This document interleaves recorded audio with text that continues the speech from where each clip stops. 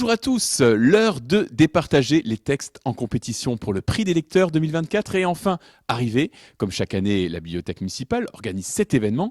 Des textes sont arrivés de toute la France et même de l'étranger, démontrant un engouement partout partagé pour l'écriture. Prose, vers ou théâtre, les participants ont exploré toutes les formes possibles pour le plus grand bonheur des lecteurs.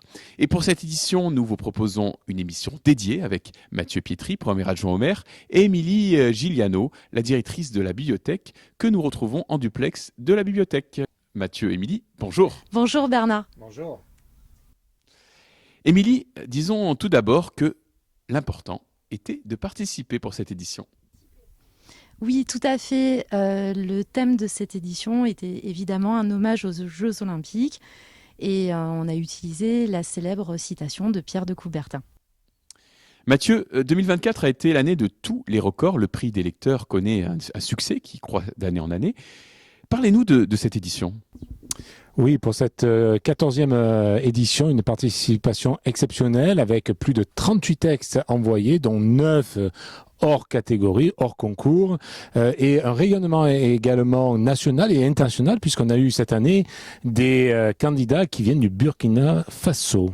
Allez, on va passer maintenant à l'annonce des résultats et nous allons énoncer ici les 5 premières places, mais le palmarès complet sera évidemment disponible sur boubelair.fr.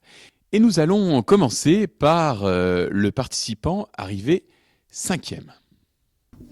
Alors, la 5e, puisque c'est une femme qui a fait un texte sur confiture 2.0, Christine Boulanger, ex aequo avec Philippe Bottella, les défis. Bravo à lui, on passe maintenant à la 4e place. Iman Zalmat, qui nous a fait un texte sur l'importance de participer, de circonstances. Émilie, il s'agit d'une très jeune participante. Oui, en effet, Iman, c'est la Benjamine de cette édition. Elle est lycéenne et je pense qu'elle montre à tout le monde qu'on peut participer quel que soit son âge. Allez, le podium, il y a un 3e ou plutôt des 3e. Le 3e, c'est un texte écrit à 4 mains. Participer, c'est gagner, de Joël Wenkuni et Dominique Zungrana. Émilie, ce participant et ces participants-là ne sont pas de Bouc-Bel-Air, mais d'un petit peu plus loin, je crois.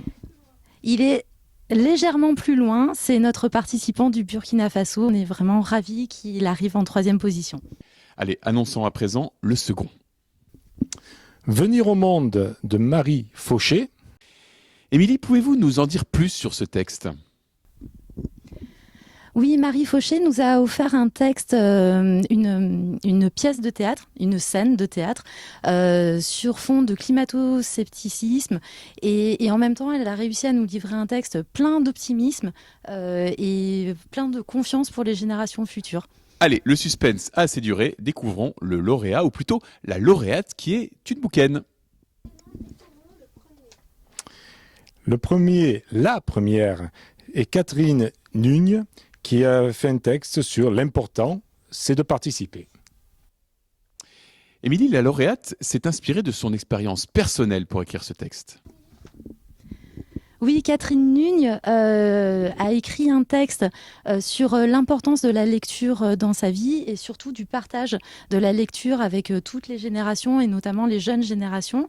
Et elle raconte son expérience de bénévole dans une association qui s'appelle Lire et faire lire.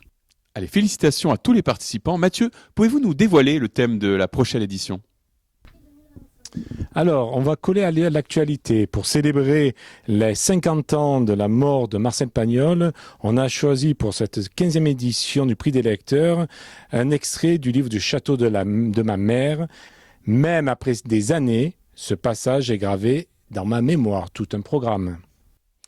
Et il y a une nouveauté pour 2025. Vous avez souhaité associer davantage la jeunesse.